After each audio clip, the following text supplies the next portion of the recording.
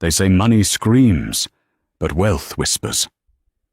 For 3 years, Sarah O'Connell whispered so quietly that her husband, Derek, thought she was mute. He thought he was the king of his castle, the breadwinner, the man who had saved a poor, pregnant orphan from a life of mediocrity. He was wrong, dead wrong. On a freezing Christmas Eve, surrounded by his sycophantic friends and his gleaming mistress, Derek made the fatal mistake of handing Sarah an eviction notice instead of a gift. He thought he was throwing out the trash. He didn't realize he was evicting the owner of the bank that held his mortgage. Watch what happens when the whisper turns into a roar. The snow was falling thick and fast over Greenwich, Connecticut, dusting the manicured hedges of the O'Connell estate in a layer of pristine white. From the outside, the sprawling Georgian manor looked like a Thomas Kincaid painting brought to life. The windows glowed with the warmth of crystal chandeliers, and a line of luxury cars, Mercedes G-Wagons, Bentleys, and a particularly ostentatious red Ferrari lined the heated driveway. Inside, the air smelled of pine needles, expensive cologne, and the distinct, metallic scent of ambition. Derek O'Connell stood by the fireplace, one hand resting casually on the mantel, the other swirling a glass of Macallan 25. He was handsome in a predatory way, with a jawline that could cut glass and eyes that constantly scanned the room for someone more important to talk to. He was 34, a rising star at Sterling and Finch, a boutique investment firm, and tonight was his victory lap. "Derek, you've outdone yourself," said Bradley Cooper, not the actor but the senior VP of mergers, clapping a heavy hand on Derek's shoulder. "This house is magnificent. The market has been brutal this quarter, yet here you are, living like a Kennedy." Derek laughed, a practiced, hollow sound. "You know how it is, Brad. You eat what you kill. And I've been hungry." "And your wife?" Brad looked around, his eyes narrowing slightly. "Where is the lovely Sarah? I haven't seen her since the summer barbecue." Derek's smile didn't falter, but his eyes hardened. "Oh, you know Sarah. She's slowing down. The pregnancy has been hard on her. She's probably in the kitchen, making sure the catering staff doesn't ruin the canapes. She's become quite domestic." A ripple of polite, condescending laughter went through the small circle of men. In reality, Sarah was not supervising the catering staff. She was the catering staff.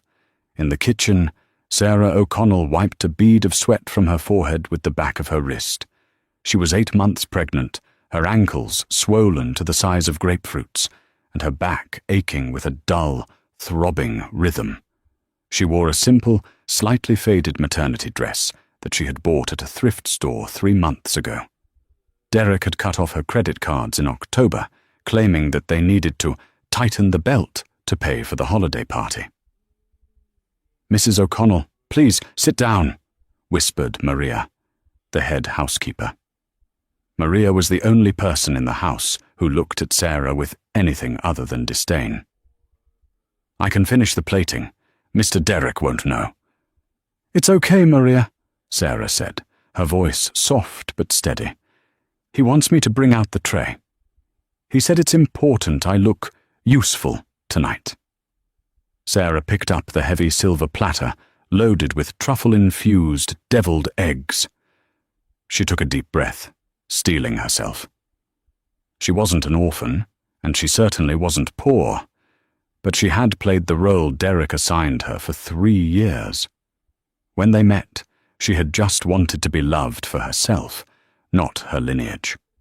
So she had introduced herself as Sarah Smith, a freelance librarian. Derek had swept her off her feet, or so she thought. Now, looking back, she saw the cracks in the foundation. He liked her because she was quiet. He liked her because she was fixable. He liked her because she made him feel superior. She pushed through the swinging doors and entered the grand salon. The noise level dropped perceptibly. Sarah felt the eyes land on her. She knew what they saw, a tired, pregnant woman in a cheap dress, shuffling through a room full of women wearing Vera Wang and Chanel. "Ah, there she is," Derek announced, his voice booming with false cheer. "Everyone, my wife Sarah. Honey, bring those over here. Mr. Henderson was just saying he was famished." Sarah walked toward them. She could feel the baby kick, a sharp jab against her ribs. As she reached the group, she saw her. Jessica. Jessica was 22, an intern at Derek's firm, and she was currently draped over the arm of the velvet sofa like a Persian cat. She wore a slinky red dress that cost more than Sarah's entire allowance for the year. Her blonde hair was a cascade of perfect waves, and her lips were painted a dangerous shade of crimson. "Oh, Sarah," Jessica cooed, not bothering to stand up. "You look so comfortable. I wish I could get away with wearing a sack like that. But Derek insists I dress up for company." The room went silent. The insult was so sharp, so blatant, that even the drunken VPs shifted uncomfortably. Derek didn't defend his wife. He chuckled. "Jessica has a sharp tongue, Sarah. Don't take it personally. She's just teasing. Now, put the tray down and get me a refill. The ice is melting." Sarah set the tray down on the coffee table. Her hands were trembling, not from fear, but from a cold, rising rage that she had been suppressing for months. She looked at Derek. "I'm tired, Derek," she said. "I'm going upstairs to rest. My back—" "Rest?" Derek snapped, his mask of conviviality slipping. "We have 50 guests, Sarah. This is the most important night of my career. I need a hostess, not an invalid. Go to the bar and get the fresh ice. Now." Sarah looked at him, really looked at him. She saw the sweat on his upper lip, the desperation in his eyes, the way he looked at Jessica for approval. "No," Sarah said. It was barely a whisper, but in the silence of the room, it sounded like a gunshot. "Excuse me?" Derek stepped closer, towering over her. "I said no. I am your wife, not your waitress. I am carrying your child. If you want ice, get it yourself." Derek's face turned a violent shade of plum. He grabbed her arm, his fingers digging into her soft flesh. "Don't you dare embarrass me in front of these people. You ungrateful little—" "Let go of me," Sarah said, her voice dropping an octave, taking on a tone Derek had never heard before. It was the tone of someone who was used to giving orders, not taking them. Derek released her, shoving her slightly backward. She stumbled but caught herself on the edge of the sofa. "You know what?" Derek sneered, looking around the room, performing for his audience. "I'm done. I'm done with the whining, the laziness, the dragging me down. I tried to save you, Sarah. I tried to give you a life you could never dream of. But you're just dead weight." He reached into the inside pocket of his tuxedo jacket and pulled out a thick, folded envelope. He slapped it onto the silver tray, right next to the deviled eggs. "Merry Christmas, Sarah," Derek said, a cruel smirk twisting his lips. "Open it." Sarah stared at the envelope. She didn't need to open it. She knew exactly what it was. The room was so quiet you could hear the wind howling outside, rattling the double-paned windows. Sarah reached out and picked up the envelope. Her name was printed on the front in stiff, legal courier font. Sarah O'Connell. She tore the seal. Divorce papers.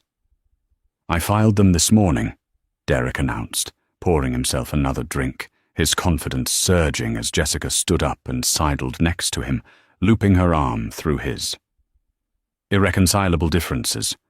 And since you signed that prenup, thank God I listened to my lawyer, you walk away with exactly what you came in with."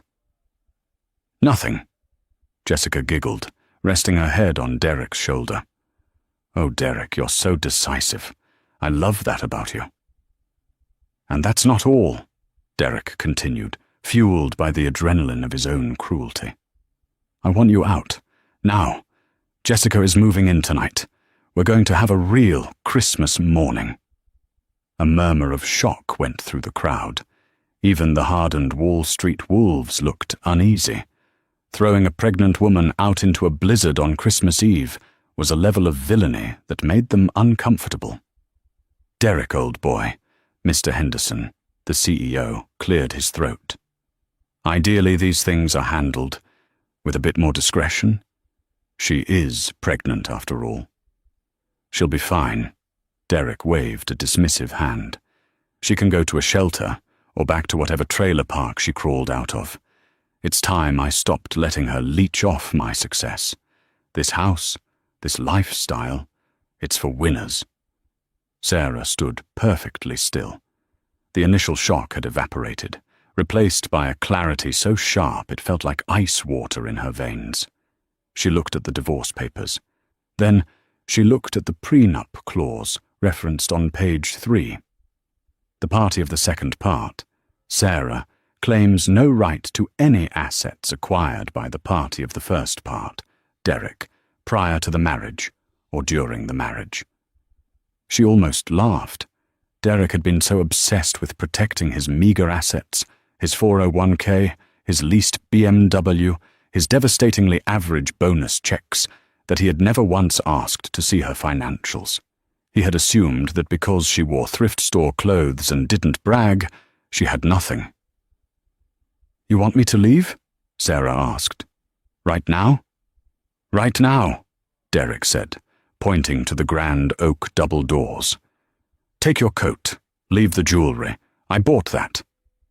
Sarah reached up and unclasped the thin gold chain around her neck, a birthday gift from 2 years ago. She dropped it into the deviled eggs. Fine, she said. She turned and walked toward the hallway closet. She put on her heavy wool coat, pulled on her boots, and wrapped a scarf around her neck. She didn't pack a bag. She didn't take a toothbrush. She walked to the front door and opened it. The wind roared in, carrying snow into the foyer. Don't come crawling back when you're freezing, Jessica yelled after her, laughing. We won't answer the door. Sarah stepped out onto the porch and closed the heavy door behind her, shutting out the warmth, the light, and the noise of the party. She stood alone in the dark, the snow swirling around her. The temperature was 10 degrees below zero. The driveway was long and icy.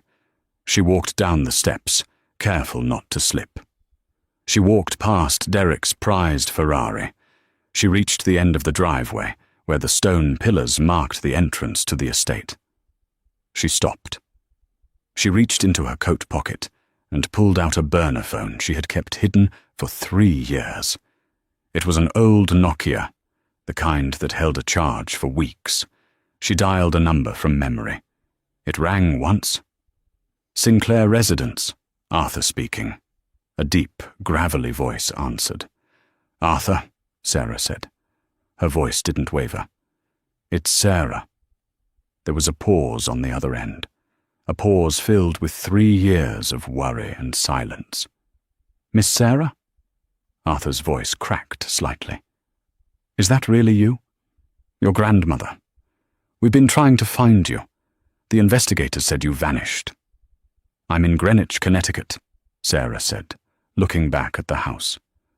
Through the window, she could see Derek toasting with champagne, Jessica kissing his cheek. I need a pickup, immediate extraction. Code red? Arthur asked, his tone shifting instantly to professional steel. Code black, Sarah said. And Arthur, bring the S-70R6, the weather is bad. The Sikorsky is fueled and ready, Miss Sarah. We are 20 minutes out from Teterboro, but we can cut that to 10 if we push the rotors. Where exactly are you? I'm at 4042 Highland Avenue. But, Arthur... Yes, miss. Don't land at the airport. Land on the front lawn. I want them to see. Understood. ETA 8 minutes. Stay warm, Miss Sarah. We're coming home. Sarah hung up the phone. She wiped a snowflake from her eyelashes. She wasn't Sarah O'Connell anymore. She was Sarah Sinclair, sole heiress to the Sinclair mining and shipping fortune, a dynasty that made Derek's investment firm look like a lemonade stand. She wrapped her coat tighter around her belly and waited. Inside the house, the party was getting rowdy. Derek felt like a god. He had shed the dead weight. He had the trophy girl. He had the respect of his peers. "To Derek," Jessica squealed, raising her glass. "To the future." "To the future," the guests echoed. Suddenly, the crystal glasses on the table began to vibrate. It started as a low hum, a thrumming that was felt in the chest before it was heard. Then, the sound grew. A rhythmic thwack, thwack, thwack that shook the window panes. "What is that?" Mr. Henderson asked, looking around nervously. "Is that thunder?" "In a snowstorm?" Brad frowned. "Sounds like machinery." The noise grew deafening. The chandeliers began to sway dangerously. The liquid in the scotch glasses rippled. Outside, the darkness was suddenly pierced by a blinding spotlight. A beam of pure white light cut through the falling snow, illuminating the front lawn with the brightness of noon. "What on earth?" Derek rushed to the window. He looked out. His jaw dropped. Descending from the dark clouds, defying the blizzard, was a massive, sleek helicopter. It wasn't a police chopper or a news bird. It was a Sikorsky S-76D, painted in matte black with gold trim. The logo on the side was a stylized S, entwined with a globe, the crest of the Sinclair Corporation. The downdraft from the rotors whipped the snow into a frenzy, creating a whiteout vortex. The carefully manicured hedges were flattened. The festive wreath on the front door was ripped off and sent tumbling into the night. "Who the hell is landing a helicopter on my lawn?" Derek screamed, his face pressing against the glass. The helicopter touched down with practiced precision, its landing gear crushing Derek's prize-winning rose bushes. The side door slid open. 2 men jumped out. They weren't police. They were dressed in tactical black suits with earpieces, moving with the fluidity of Secret Service agents. One of them held a large black umbrella. They ran toward the end of the driveway. Derek squinted. Who are they running to? And then he saw her. Sarah was standing by the stone pillar. The men reached her. One instantly shielded her with the umbrella, while the other took off his own heavy coat and wrapped it around her shoulders. They treated her not like a stray dog, but like a head of state. That's Sarah," Jessica whispered, her voice trembling. Derek watched in disbelief as his poor orphan wife was escorted toward the multi-million-dollar aircraft. She paused at the steps of the helicopter. She turned around and looked directly at the house. Even from 50 yards away, through the snow and the glass, Derek felt the weight of her stare. She didn't wave, she didn't cry, she just looked. Then she climbed inside. The door slid shut. The engines roared, the pitch increasing to a scream. The helicopter lifted off, banking sharply toward the Manhattan skyline, leaving Derek O'Connell staring at his ruined lawn and a very empty driveway. "Derek," Mr. Henderson said, his voice quiet and very, very serious. "Do you know whose logo was on that chopper?" Derek shook his head, unable to speak. "That was the Sinclair family crest," Henderson said, looking at Derek with a mixture of pity and terror. "They own half the steel in Pennsylvania and the bank that underwrites this firm." "Derek, who exactly did you just divorce?" The interior of the Sikorsky S-76D was a sanctuary of cream leather and burl wood, a stark contrast to the freezing, hostile world Sarah had just left. As the helicopter banked sharply over the Long Island Sound, the cabin was quiet save for the muffled, rhythmic thrum of the rotors. Arthur, the man who had been the Sinclair family's head of security and most trusted confidant for 40 years, sat opposite Sarah. He had already pulled a cashmere blanket from a hidden compartment and draped it over her knees.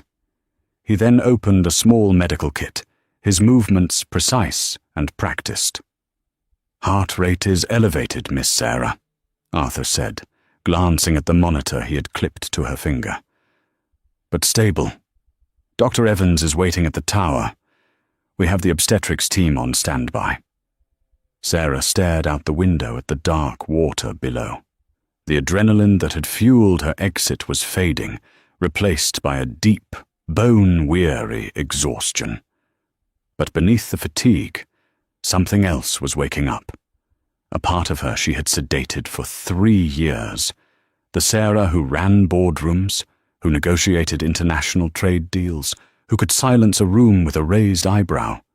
"I'm fine, Arthur," she said, her voice stronger now. "The baby is strong. She's a Sinclair. It takes more than a blizzard and a cheap tuxedo to hurt us."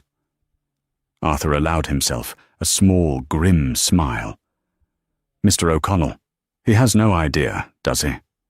"None," Sarah replied, turning her gaze from the window to Arthur. Her eyes were hard. "He thinks he married a librarian from Ohio. He thinks I have a student loan debt and a estranged aunt in Cleveland. He doesn't know that Sarah Smith died the moment I stepped onto this chopper." "He threw you out," Arthur said, his voice dropping to a growl. "On Christmas Eve, while you are carrying the air." "He did," Sarah confirmed. She reached for the bottle of water Arthur offered. "He said I was dead weight. He said he wanted a winner.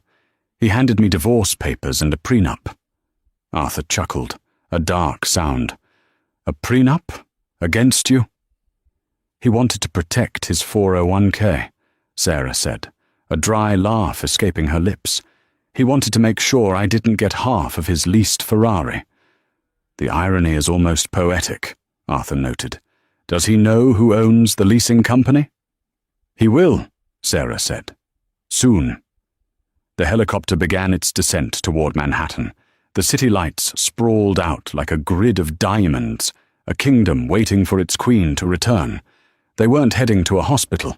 They were heading to the Sinclair Tower, a 70-story monolith on 57th Street that served as both the corporate headquarters and the family's primary residence in the city.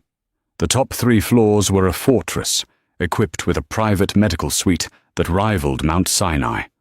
As the skids touched down on the heated helipad, a team was already moving. The doors slid open, and Sarah was helped out, not by rough hands, but by respectful, urgent professionals. "Miss Sinclair, welcome back," a woman in a white coat said, rushing forward. It was Dr. Evans, the family's concierge doctor. "Wheelchair, please. No walking." "I can walk, Beatrice," Sarah said, though she allowed herself to be seated in the chair. "Not tonight, you don't," Dr. Evans commanded softly. "We need to check the fetal stress levels immediately." They moved through the private elevator, bypassing the corporate floors, shooting straight up to the penthouse. The doors opened into a foyer of Italian marble and vaulted ceilings, a space that made Derek's mansion in Greenwich look like a dollhouse. Sarah was whisked into the medical wing. For the next hour, it was a blur of ultrasound wands, blood pressure cuffs, and hushed medical jargon. Finally, Dr. Evans lowered the stethoscope. "You're dehydrated. Your cortisol levels are through the roof, and you're exhausted. But the baby is fine. Her heartbeat is strong." Sarah let out a breath she felt she'd been holding since she walked out Derek's door. "Thank God." "You need bed rest, Sarah," Dr. Evans said sternly. "Strict bed rest for at least 48 hours. No stress, no work." Sarah sat up, swinging her legs over the side of the exam bed. She looked at Arthur, who was standing guard by the door. "Arthur, bring me the black tablet," Sarah said. Dr. Evans sighed. "Sarah, I just said—" "I heard you, Beatrice. I will stay in bed. But I will not be idle." Sarah's eyes flashed. I have been playing house for 3 years. I have been cooking, cleaning, and listening to a mediocre man explain the stock market to me like I'm a child. I have sat there while he lectured me on fiscal responsibility, while I secretly own the bank that holds his mortgage. Arthur stepped forward, holding out a sleek, obsidian black tablet. This wasn't a consumer device. It was a biometric-secured direct link to the Sinclair global mainframe. Sarah placed her thumb on the scanner. The screen flared to life, displaying a complex dashboard of global assets: shipping lanes in the Pacific, lithium mines in Nevada, real estate holdings in London, and the massive investment portfolio managed by Sinclair Capital. 3 years ago, Sarah said, her fingers flying across the screen, I stepped away. I wanted to see if I could be loved for just me. Not the money, not the name. I wanted a simple life. She paused, a flicker of pain crossing her face as she remembered the early days with Derek. He had been charming then, attentive. But money, or the pursuit of it, had rotted him from the inside out. I found out that a simple life with a weak man is dangerous, she whispered. Then her voice hardened. Arthur, initiate protocol nemesis. Arthur nodded, pulling out his own phone. Target? Derek O'Connell, Sarah said, and anyone who stood by him tonight. Identify every guest at that party. Cross-reference them with our subsidiaries. If they work for us, flag them. If they have loans with us, audit them. And Mr. O'Connell specifically? Sarah looked at the tablet. She pulled up the file on Sterling and Finch, Derek's firm. He thinks he's a shark, Sarah said coolly. He thinks he understands power because he bullied a pregnant woman. Let's show him what a real predator looks like. She tapped a command on the screen. Freeze his assets, she ordered. Not just the joint accounts. Contact the fraud department at First National, which we own, and flag his personal accounts for suspicious activity related to the divorce filing. Lock him out of the house systems. He loves that smart home tech so much. Let's see how he likes it when the house turns against him. Done, Arthur said, typing rapidly. And Arthur. Sarah lay back against the pillows, her hand resting protectively on her stomach. Get me the legal team, the real legal team, not the family lawyers we use for charity galas. Get me Wolfson and Associates. I want them at his door at 8 a.m. tomorrow. Christmas morning, Arthur raised an eyebrow. That's cold, Miss Sarah. Sarah closed her eyes, the image of Jessica smirking in the red dress burning in her mind. He wanted a cold Christmas, she said softly. I'm just giving him what he asked for. Back in Greenwich, the party had died a sudden, agonizing death. The moment the Sinclair helicopter had lifted off, the atmosphere in the O'Connell living room shifted from celebratory to funereal. The guests, previously so eager to drink Derek's scotch and laugh at his jokes, were now scrambling for their coats. I really must be going, Bradley Cooper stammered, checking his phone nervously. My wife, the kids, waiting up. Brad, wait, Derek pleaded, following him to the door. One drink. We haven't even cut the cake. That helicopter. It was probably just a mistake. A medical evac for the wrong address or something. Brad paused, his hand on the doorknob. He looked at Derek with a mix of pity and self-preservation.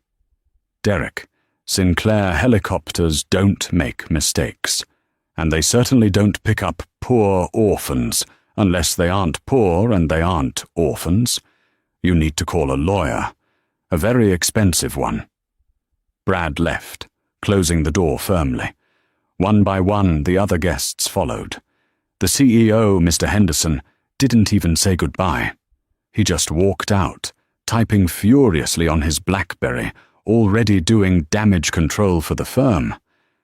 Within 20 minutes, Derek O'Connell was alone in his silent, decorations-strewn mansion. Alone, except for Jessica. Jessica was sitting on the sofa, scrolling through Instagram, looking bored. She seemed entirely unable or unwilling to grasp the gravity of what had just happened. "Well, that was rude," Jessica huffed, looking at the half-eaten trays of food. "Your friends are buzzkills, Derek. And who was that guy in the chopper?" "Sarah's secret sugar daddy." Derek paced the room, running his hands through his hair. "Shut up, Jessica. Just shut up for a second. I need to think. Don't talk to me like that," she snapped. "I'm the one who stayed. Remember, you chose me." I know, Derek muttered. He walked to the window and looked out at the crushed rose bushes. The snow was covering the landing marks, but the imprint of the event was burned into his retinas. Sinclair? Why was that name so familiar? He walked over to his liquor cabinet to pour another drink, but his hand shook so badly he spilled amber liquid onto the mahogany. "It's fine," he said aloud, trying to convince himself. "Sarah is a nobody. She probably worked as a maid for the Sinclairs years ago or something. Maybe she called in a favor. That's it. It's a charity thing. The rich love charity cases." "Exactly," Jessica said, coming up behind him and wrapping her arms around his waist. "She's just a charity case, and now she's gone. It's just us. Come on, Derek. Let's go upstairs. You promised me the master bedroom." Derek took a deep breath. He looked at Jessica, young, beautiful, and completely vacuous. For the first time, her beauty didn't distract him. It irritated him. But he forced a smile. He had burned his life down for this. He had to make it work. "You're right," he said. "Let's go up." They went upstairs. Derek collapsed into the bed that Sarah had made that morning. He fell into a fitful, alcohol-fueled sleep, dreaming of helicopters chasing him through a maze of spreadsheets. He woke up shivering. It was morning. Christmas morning. The light streaming through the curtains was grey and harsh. "Derek!" Jessica's voice was a shrill whine from the bathroom. "There's no hot water, and the room is freezing." Derek sat up. He could see his breath in the air. The thermostat on the wall was dark. "Power outage?" he groaned, rubbing his temples. His head pounded with a massive hangover. He climbed out of bed, shivering in his boxers, and walked into the hallway. "Alexa, turn on the heat." The smart speaker on the hallway table remained silent. "Alexa!" he barked. Nothing. He grabbed his phone from the nightstand. 7:45 a.m. He had 4 missed calls from his credit card company and 1 email from his bank. He opened the email first. Subject: urgent. Account suspension. "Dear Mr. O'Connell, due to flagged suspicious activity regarding recent filings and potential breach of contract, all accounts associated with your social security number have been temporarily frozen pending an audit. Please contact—" "What?" Derek whispered. "Breach of contract." He tapped on his banking app. "Access denied." "Jessica!" he yelled. "Check your phone. Is the Wi-Fi working?" Jessica appeared in the doorway, wrapped in a duvet. "No. The Wi-Fi is down. The TV won't turn on. Even the heated floors in the bathroom are off. Derek, fix this. It's Christmas." Derek ran downstairs. He went to the smart home hub in the utility room. The screen was flashing red. "System override. Administrator lockout." "I am the administrator!" Derek screamed, smashing his fist against the panel. Just then, the doorbell rang. It wasn't the polite chime of a neighbor delivering cookies.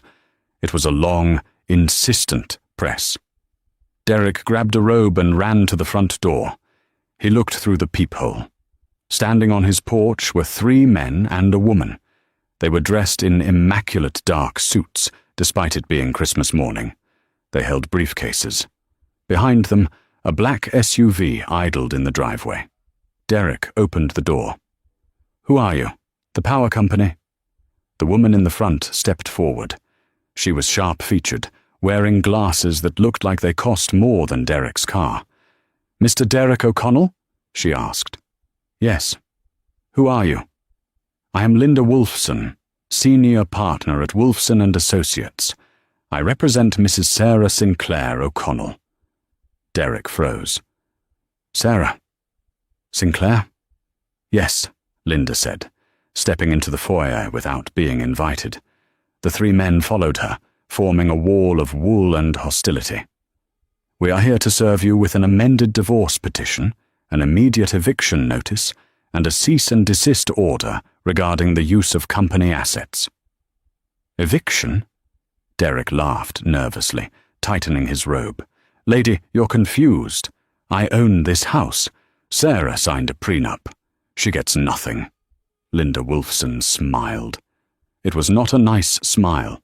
It was the smile of a shark that had just smelled blood in the water. "Mr. O'Connell, you don't own this house," she said, pulling a document from her briefcase. "You have a mortgage. That mortgage is held by North Atlantic Trust." "So, I pay my mortgage." "North Atlantic Trust is a subsidiary of Sinclair Holdings," Linda explained calmly. "And according to the terms of your loan, specifically Clause 14B regarding character and reputational risk, the bank reserves the right to call in the full value of the loan immediately if the borrower engages in conduct detrimental to the lender's interests." That's insane," Derek sputtered.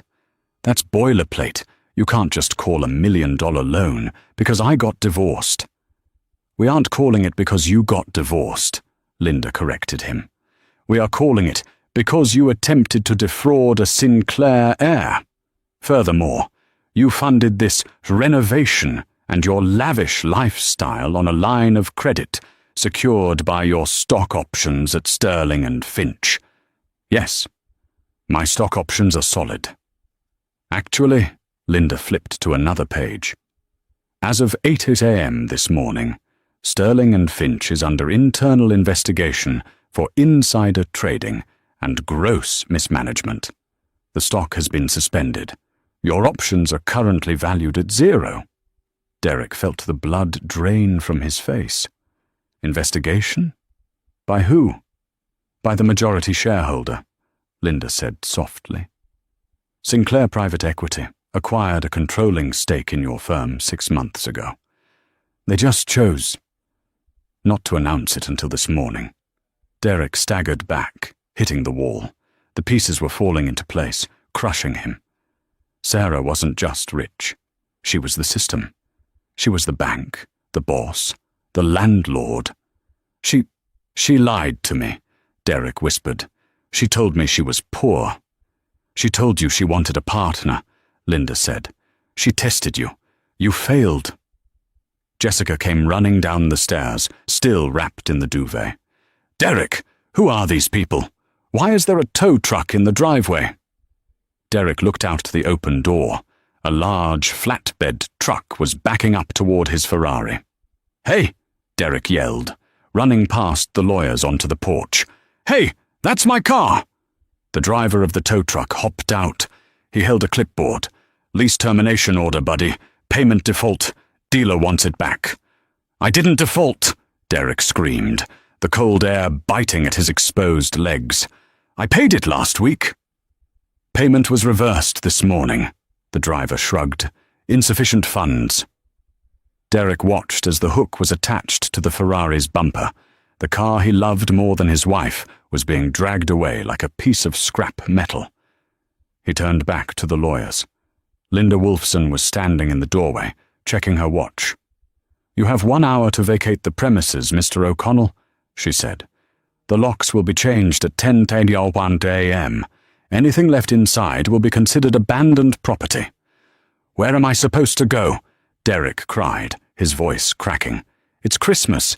It's freezing." Linda looked at him with zero sympathy. "I believe there is a motel off I-95 that accepts cash," she said. "If you have any." Jessica looked at Derek. She looked at the tow truck. She looked at the formidable lawyers. "Wait," Jessica said, her voice trembling.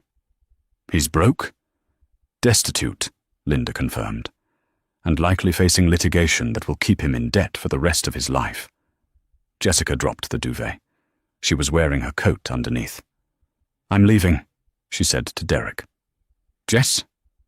What? No, we can fight this. Derek reached for her. Don't touch me, she shrieked, recoiling. You said you were rich. You said you were a partner. You're just a loser who got played by his wife. She ran past him, down the steps, slipping on the ice in her high heels, but scrambling up and running toward the street. She didn't look back.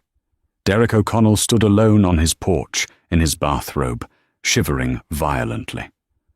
The Ferrari was gone. His girlfriend was gone.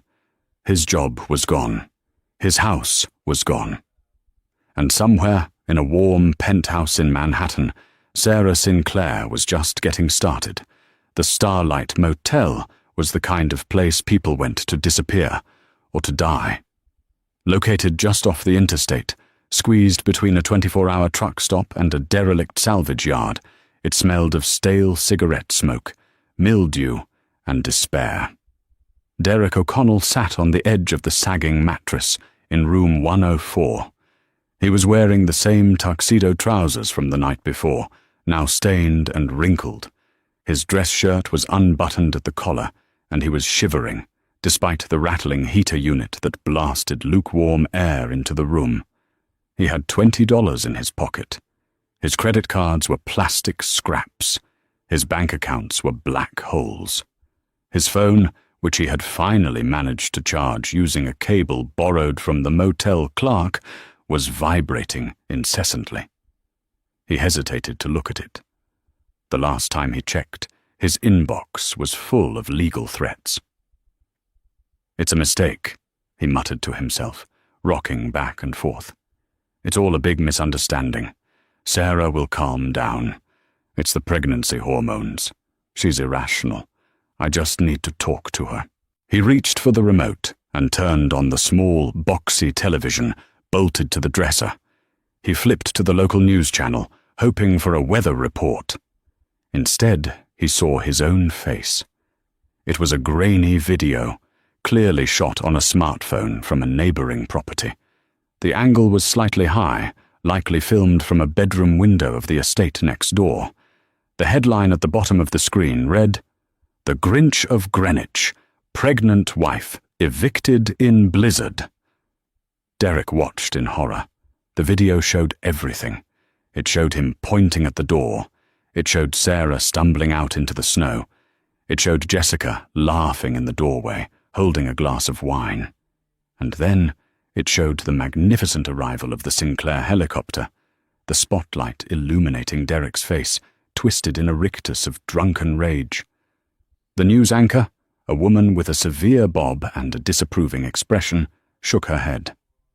The video, which has already garnered over 5 million views on social media, identifies the man as Derek O'Connell, a junior partner at Sterling and Finch. The woman he evicted is Sarah Sinclair, the reclusive heiress to the Sinclair mining fortune. Sources say O'Connell was unaware of his wife's identity, believing her to be destitute when he cast her out on Christmas Eve to move in his mistress. The screen cut to a "man on the street" segment. "He's a monster," said a woman in a Parker's. "Who does that? I hope he rots." "I used to invest with Sterling and Finch," said a man in a suit. "I pulled my money this morning. I don't do business with scumbags." Derek dropped the remote. The batteries popped out and rolled under the bed. "No!" Derek gasped. "No, no, no." He grabbed his phone. He opened Twitter. The hashtag #OrchGreenwichGrinch was trending worldwide. There were memes. There were cartoons of him being eaten by the Sinclair eagle. Someone had doxed his email address, and he had 40,000 unread messages, most of them suggesting he take a long walk off a short pier. "I have to fix this," Derek said, standing up. "I have to spin the narrative." He washed his face in the cracked sink with a bar of gritty soap. He tried to smooth his hair. He put on his coat, the only coat he had left, and walked out of the motel. He had to get to the office. If he could just get to his desk, he could access his files, prove his worth, maybe call a press conference. He would tell them Sarah was mentally unstable. He would say he was trying to get her help. Yes, that was it. He was the victim here. He spent his last $20 on a cab to the financial district. When the taxi pulled up in front of the glass and steel skyscraper that housed Sterling and Finch, Derek felt a flicker of hope. This was his domain. This was where he was a king. He walked toward the revolving doors, his head held high, ignoring the disheveled state of his clothes. "Mr. O'Connell!" A wall of noise hit him. He turned to see a pack of photographers and reporters camping out by the fountain. They spotted him instantly. Flashbulbs erupted like fireworks. "Derek! Derek! Is it true you didn't know she was a billionaire? Did you really make her carry her own luggage? How does it feel to be the most hated man in America? Where is the mistress, Derek? Did she dump you too?" Derek pushed through them, shielding his eyes. "No comment. Get out of my way." He reached the security turnstiles in the lobby. He slapped his ID badge against the reader. Beep, beep. Red light. Access denied. He tried again. Beep, beep. "Hey!" Derek shouted at the security guard behind the desk. It was Frank, a man Derek had ignored for 5 years. "Frank, the machine is broken. Let me in." Frank looked up slowly. He didn't smile. He didn't rush to help. He simply pressed a button on his console. 2 large uniformed men emerged from the side office. "Derek O'Connell," one of them said. "You are trespassing." "Trespassing?" Derek laughed hysterically. "I work here. I'm a partner." "You were terminated for cause at 9 a.m., the guard said. "Gross misconduct and bringing the firm into disrepute. And pending the insider trading investigation, you are barred from the premises." "You can't do this," Derek screamed as they grabbed his arms. "Your personal effects have been boxed and are waiting at the service entrance," Frank said, finally speaking. He picked up a newspaper and went back to reading, ignoring Derek completely. The guards dragged Derek backward. The reporters outside saw the commotion and pressed their cameras against the glass. "Let go of me! Do you know who I am?" Derek shrieked, kicking his legs. "Yeah," the guard grunted, shoving him through the revolving door and onto the cold pavement. "You're the guy who messed with the Sinclairs. Good luck, pal. You're gonna need it." Derek stumbled, falling onto his hands and knees on the sidewalk. A cardboard box was tossed next to him. It landed upside down, spilling his world's best boss mug, which shattered, a stapler and a framed photo of him and Jessica. The paparazzi swarmed. "Look at him! Get the shot of him on the ground!" Derek scrambled up, grabbing the stapler as a weapon. "Back off, all of you!" "Mr. O'Connell!" A reporter from a tabloid shoved a microphone in his face. "We just heard that Jessica Miller has signed an exclusive interview deal with Vanity Fair. She claims you coerced her, and that she was a victim of your manipulation. Do you have a response?" Derek froze. Jessica. She hadn't just left him. She was selling him out to save her own skin. She was going to paint him as the villain to salvage her reputation. The betrayal hit him harder than the cold. He looked around the circle of flashing lights and judging eyes. He saw his reflection in a window, wild-eyed, unshaven, dirty. He wasn't a king. He wasn't a shark. He was chum. He turned and ran. He ran down the block, leaving the box of his former life scattered on the sidewalk. He ran until his lungs burned and the flashing lights faded into the distance. But he couldn't outrun the truth. The world knew who he was now, and the world hated him. 3 weeks of living on the streets had turned Derek into a hollow shell. Desperate, freezing and starved, he staked out the lobby of the Sinclair Tower. When he finally spotted Sarah near the indoor gardens, looking radiant and untouchable in cream cashmere, he broke past the security line. "Sarah!" he screamed, collapsing to his knees before her. "Please, I was an idiot. I love you. Don't keep me from my child." Sarah looked down at him with zero sympathy. She didn't see a husband. She saw a parasite. "You don't want a child, Derek. You want a servant. You want your ATM back." "I've paid enough," he sobbed, reaching for the hem of her dress. "I'm sleeping in subways. I have nothing." "You haven't even started paying," she said coldly, kicking his hand away. "My lawyers were granted full sole custody yesterday. You have no rights. And as for your freedom, Jessica handed your hard drives to the SEC this morning. The warrant for insider trading just went live." Derek's face went pale. You framed me." "You were greedy enough to do it yourself," she replied, signaling security. "Get him out of my sight. He smells like regret." As guards dragged him across the polished marble, Sarah turned away, protecting her unborn daughter. But outside, as flashing police lights illuminated his tattered coat, Derek's despair twisted into a manic rage. He felt the secret USB drive sewn into his lining, stolen leverage he had found in the attic months ago. "I'm not done!" Derek shouted as officers slammed him against the squad car. "I have evidence. I have a story that will burn the Sinclair empire to ash. I want a deal." Inside the cold interrogation room, Derek sat handcuffed but smiling. He thought he held the ace of spades. "I want a deal," Derek told Detective Miller. "In the lining of my coat is a flash drive. It contains the Blue Creek files, proof Sinclair mining poisoned a town's water. I leak it and Sarah's stock crashes. Drop the charges or I destroy her legacy." Linda Wolfson, Sarah's lawyer, didn't flinch. She simply opened a laptop and plugged in the seized drive. "You mean these files, Derek?" Derek leaned forward, expecting to see damning reports. Instead, a single image filled the screen. A cartoon clown holding a sign that read, "Congratulations, you're a traitor." "It's a canary trap," Linda said coldly.